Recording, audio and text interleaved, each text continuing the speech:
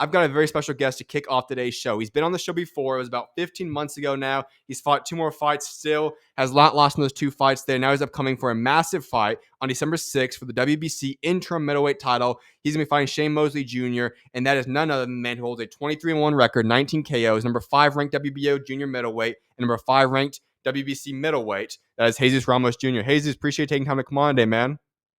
Thank you, man. I appreciate your time. Absolutely. 15 months, man. It seems like we just did an interview. That's I know for crazy. sure. That's why I thought it was like maybe 8 months or whatever. But I guess, yeah, I look Yeah. back on it. It was August of last year. So congratulations on the 2 wins though since then, man. Thank you, man. I appreciate that. Nah, thank you. Absolutely. Well, let's get right to this because I want to get into the 2 fights you've had since then. But I really got to start off with the main thing we got going up for yourself. We just talked backstage. You've been in training camp for it. Essentially, when you add up all the time, is about half a year now. And there's a lot of postponements been going down. But hopefully, God willing, you will be stepping foot in the ring on December 6th. So I want to ask you, what's going through your mind right now? It was tough when they canceled the whole event for the October 25th. We were already peaking, man. I was doing 10 4-minute rounds, just feeling great, honestly. Hmm. So they canceled the fight. I have to kind of step back from training, take it easy, and it was just hard. It's hard, man, because like I just wanted to fight, I was ready, but it's just we just got to stay strong during those times, it's something that happens, and I'm just glad we were able to get it on December 6th. Right. And I wanted to ask for that because when the news all came out, I made sure to make a big point about it because so many fans out there are saying, of course, it's unfortunate we don't get to watch some of these great fights go down on October 25th, all that. But I said, that is accurate. Of course, I'd much rather be spending October 25th watching you guys fight. But for you guys, it's even more difficult because a lot of people don't understand, everything that happens outside of the ring. Fans only watch you guys for, the maximum of a 12-round fight. You guys are talking about training camp. August is when you started that off. It's financially a Yeah. burden on yourself. Obviously, from a mental standpoint, you just go on and on and on. There's a lot of stuff. And so I want to ask you, obviously, you have to stay locked in. There's no excuses when the fight comes. But for yourself, just walk us through what it's like as a fighter when, you're peaking. Everything is getting directed for October 25th. The news comes out, and now you're kind of in no man's land because you didn't even know if you're going to have the fight at that point in time. Just Right. what's all this like for yourself? Man, this is the first time that happens to me like that. Right. I've had to cancel fights because of injuries, but never a fight canceled because someone else got injured, and I'm just left with no fight. Mm-hmm. So yeah, like you said, there's a lot of things that go into it, financially, building the whole game plan and making sure that every week we're advancing and peaking and then coming right back. Mm-hmm. So we never got the shot to like come back down. We were always peaking, peaking, peaking. Right. And then that's when we got the news. So it was like, okay, well, it was hard. It was hard, man. I was heartbroken. It was like frustration Right. because, man, there's a lot of training. There's a lot of things. And in the moment, like you said, you don't know when. Mm-hmm. They were telling us maybe January, maybe February. So we were Mm-hmm. like, man, we gotta wait all that time. So, like I said, I'm glad we were able to get this on December 6th, Right. and the focus stays the same. Right. That's I feel like that's all year round. Obviously in training camp you lock in a lot more, but you can get a call any day of the year. So we gotta stay focused and training, but it does change for training camp. You lock in. Right. All right, so let's go through the timeline because you're preparing for October 25th. You just talked about your peaking, peaking, peaking. The news comes out, and thankfully, like you said, in a certain sense, it's not the worst postponement. It's only like 6 weeks or whatever it is, and on top of that, you found out pretty quickly. So it's the best of the worst scenario, I guess you could possibly say. But I want to ask from a game plan standpoint. Obviously, I don't want you giving away any of those stuff specifically, but in terms of building yourself up, you mentioned that okay, you kind of took a break for a little bit. Now I'm assuming you're working your way back up. How did you kind of shift the game plan from a physical building up standpoint? So honestly, man, that like right now I'm in great shape. Okay. I don't have to train as hard. It's essentially like I don't have to get in shape. Right Mhm. now we're just tweaking the game plan, and sparring, seeing what's working, seeing what's not, seeing what I can do more of. But like I said, it's kind of cool because I'm not getting in shape. You know, Mm. I'm not trying to lose weight. I'm good. All I'm right. just focused on doing what I have to do. So it's a different training camp. It's been a lot longer, but I like it. I like it. I'm enjoying it. Like I said, I'm not stressed about uh getting in shape. I'm already there. I just I just have to focus on Shane Mosley Jr. and getting all the other things out of the way is perfect, you know, because I can just lock in on Shane Mosley, and it's been different, and it's been kind of like a roller coaster. You know, we were going up, we had to come down, and then we're going up again. Right.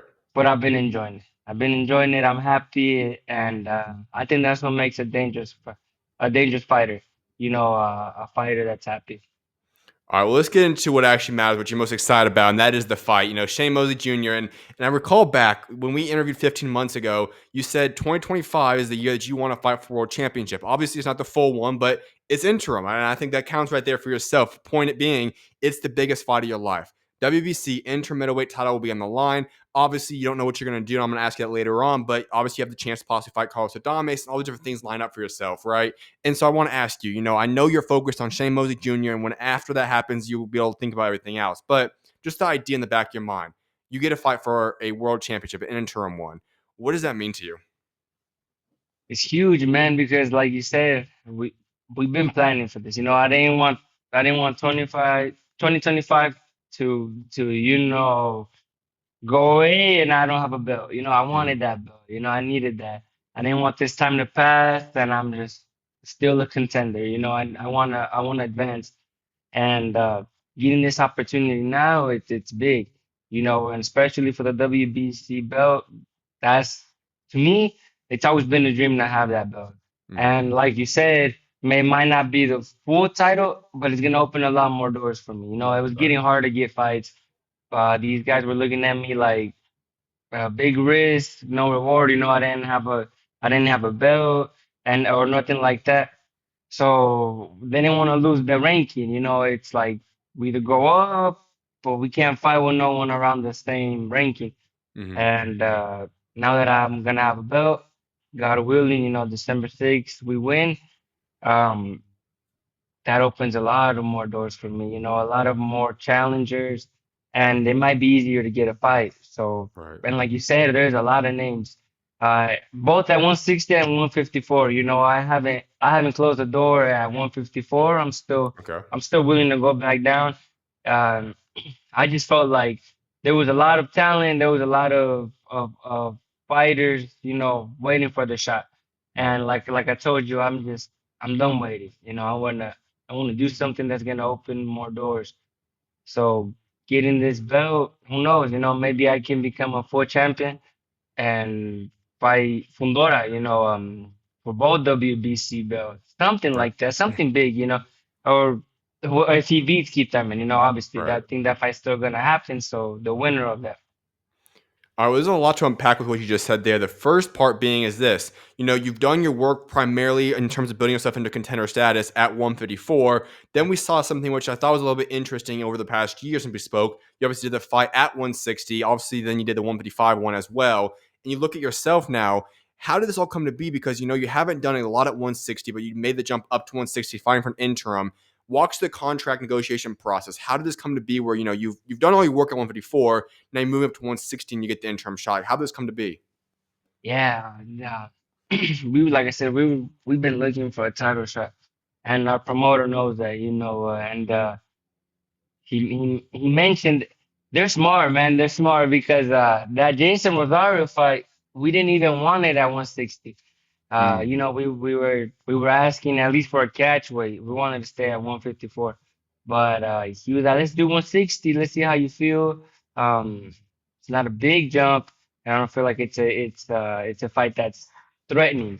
You know, he was like, "Let's test the waters at 160." We did, and I felt good, man. I felt good. So when he comes with this offer, like, you know what, the interim title at 160 opened up, we're like, well, we already did that, and I felt good. Mm, And we just started contemplating, but like they can open more doors. right. That's essentially how we saw it, and that's how he saw it. My promoter saw it.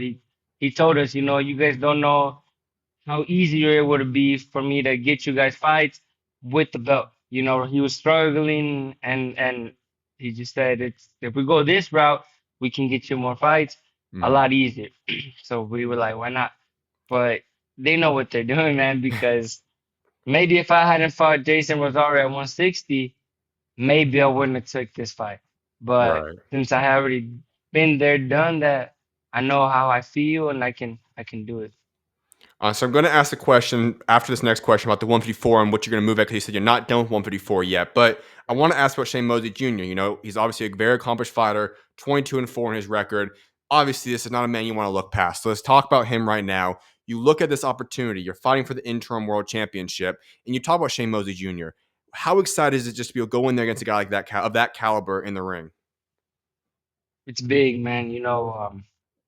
If you would have told me, man, 18 years, 17 years ago that I was gonna fight Shane Mosley Jr. for the interim title, I wouldn't have believed you. I would have called you crazy, man, because we watched his dad and actually got to see Shane Mosley Jr.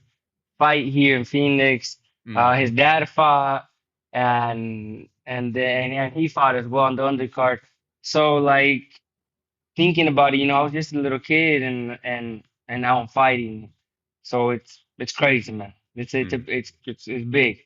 Um, he's a great fighter, and I know he's dangerous because he's motivated to get out of his father's shadow. He's mm. he's trying to pave his own way, and having a belt, man, would do that. So he's dangerous, and I have to be 100%.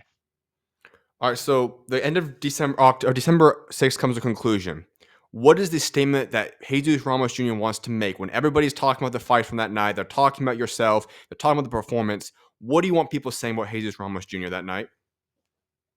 I want people to know that I'm a threat, both at 160 and 154. Mm, Um, some people are already, saying that I'm gonna be a problem and I'm a problem. I want to solidify that. I wanna I want my name to be one of the big players, like we got Vergil Ortiz, hmm Fundora, Carlos Adames, John Nepe, Clara. I want my name to come up with all those. I want people to want to see me fight those guys, mm. and to do that I have to get an impressive win over Shane Mosley Jr. Not just beating him, but really displaying my talent, really showcasing everything that I have been showcasing. I got to put it together in one fight and really dominate. All right. Well, I want to backtrack now because I talked about you've done two fights. We just kind of briefly touched up on the Rosario fight there, but it was interesting. You start off the year fighting two times within a 7 week time span. That had to be a little bit crazy. And I remember last time we talked about your crazy, I think it was your first year of boxing, whatever it was, when you went out there and you fought. I think it was 10 or 11 fights in that first year. So it's Yeah. almost a little bit of a preview of what you once did back in the day. But you fought two times in 7 weeks. How did that come to be? Why did you decide to go that route? Honestly, I mean, we finished with the Rosario fight and everything was great. No injuries, no cuts. We were fine. And the plan was to fight around July. And, we come back home and I get a call. We get a call from my dad. He's like, you want to fight March 22nd? And I was like, man, I just fought last week. What that mean? That I have to go back to camp. And he's like, yeah, we got the call though, and he he wants you on this card. They need a good name. Fundora's fighting. They want you. And he said, why not? What do you think about it? And I said, you know what? I've been asking. I've been asking to stay active. Mm, 2024 was a slow year for me. I right. wanted to make it up this year, so I said, why not? They got me. They're giving me this opportunity, and I went for it. Love it. It was hard though, man. I'm not gonna lie because I went into that fight with the injured right hand, Mm, Um, I guess it just happens. I guess I didn't let my body rest after such a long training camp, a fight, and then just jump right back into training camp. I injured my right hand, so I went in that fight with an injured right hand. I remember we stopped training the last 2 weeks, just shadow boxing, running, doing things that I could do, not punching anything, not sparring. And in the fight, I injured my left hand, and I mm, remember thinking, man, I'm like, man, what am I gonna do? Like my right hand was hurting, now my left. So I was just, it was a crazy fight, man. It was, I felt like in the second round I was gonna get him out of there, and that's when I hurt my left. And mm, then that just kind of prolonged that fight. And I remember making a decision, man, in the seventh. I was like, oh well, if I break my hand, I'll break it, but I'm not going 10 rounds. I'm not. I gotta get this guy out of here. I gotta make a statement. mm. So yeah, man, that I come out that round and I got him out of there. But it was tough. It was really tough.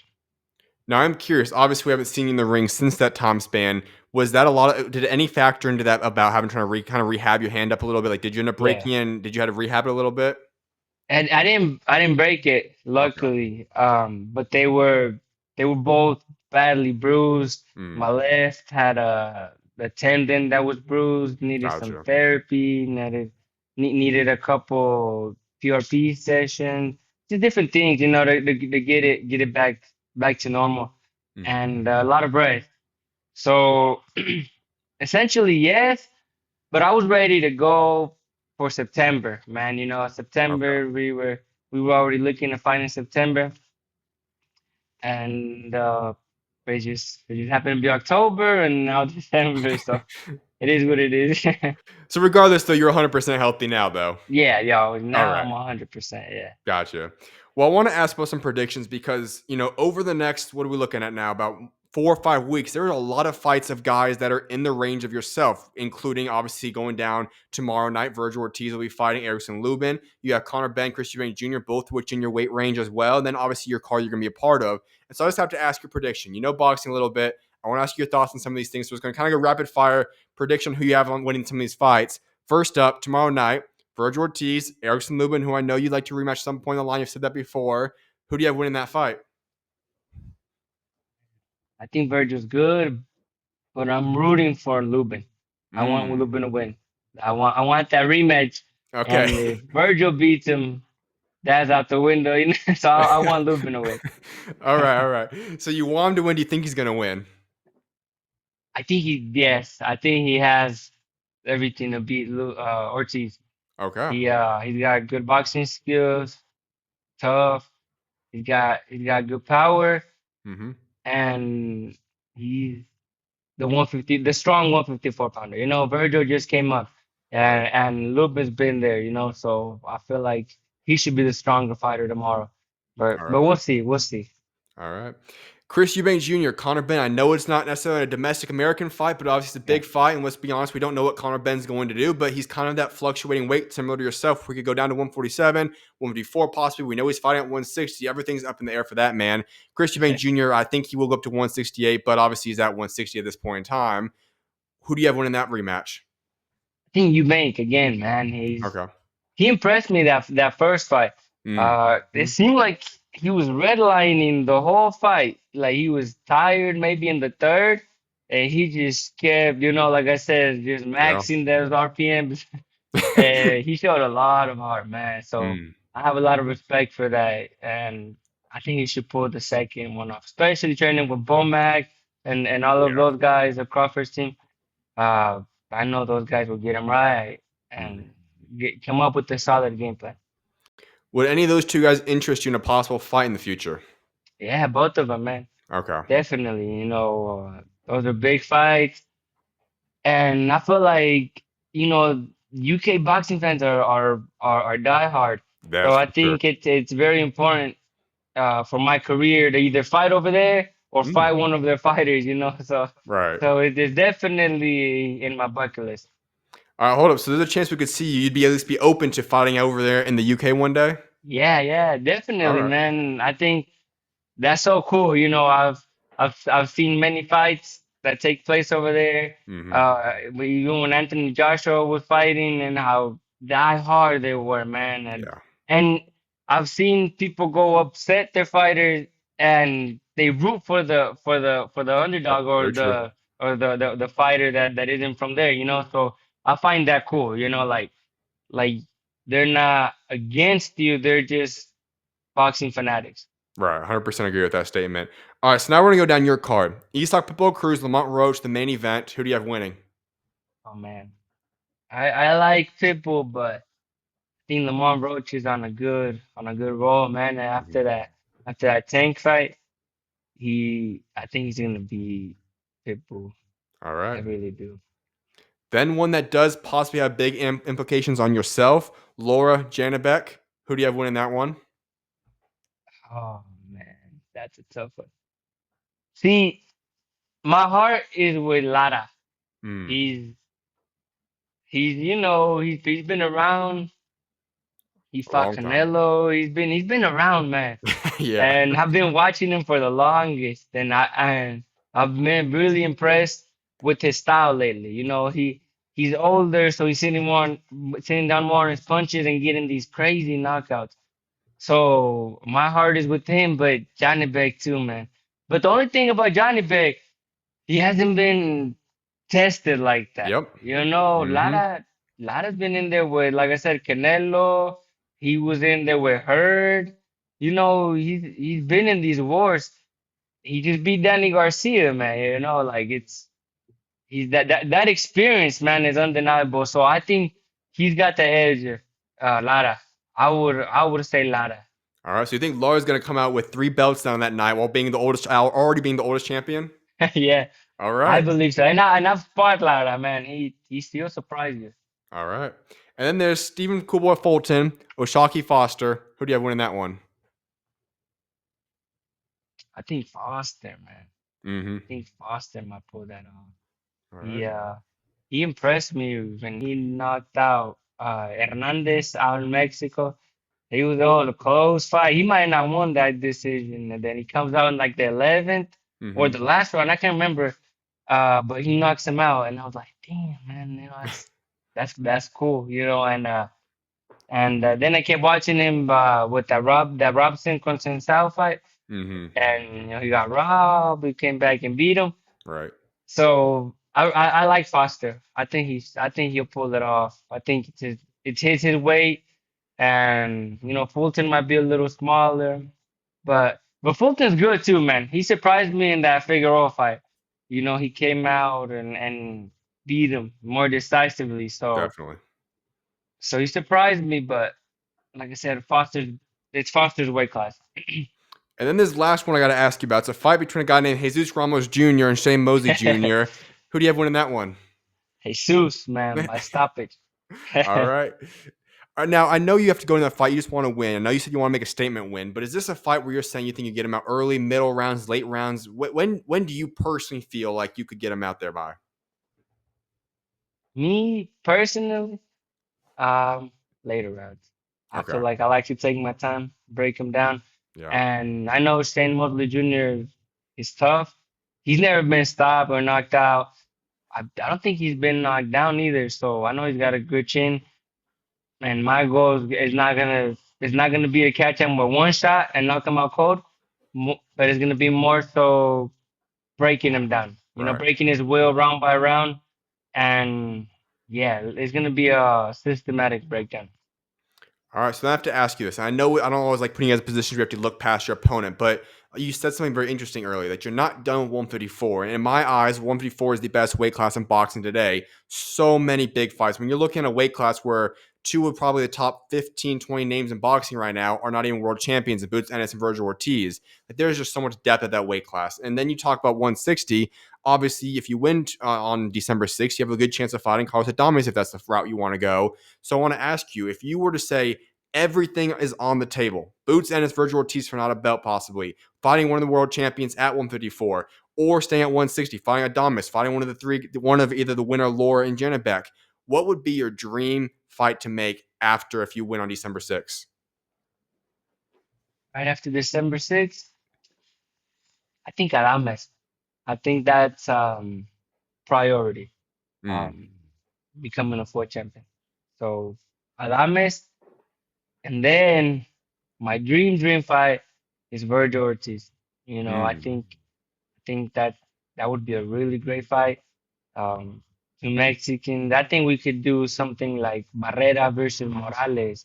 You know, make it a trilogy. You know, why not go to right. war with Vergil Ortiz and give the fans an exciting, exciting fight. Um, you know, that's something that I want to do. You know, I wanna retire and have those type of fights. You know, like Marquez and Pacquiao, Mm, Barrera Morales, like they can look back and be like, I had those wars. You know, people still remember them because of those wars. You know, I don't want to. It's important to be a champion, undisputed, and all of that. But along the way, I want to have those type of fights, you know, those mm, type of wars that the fans will remember, not just me nominating one guy, becoming a champion, becoming undisputed, mm. and essentially going the easy route. You know, I want to challenge myself. That's what I'm here for. You know, Love it. I like challenges.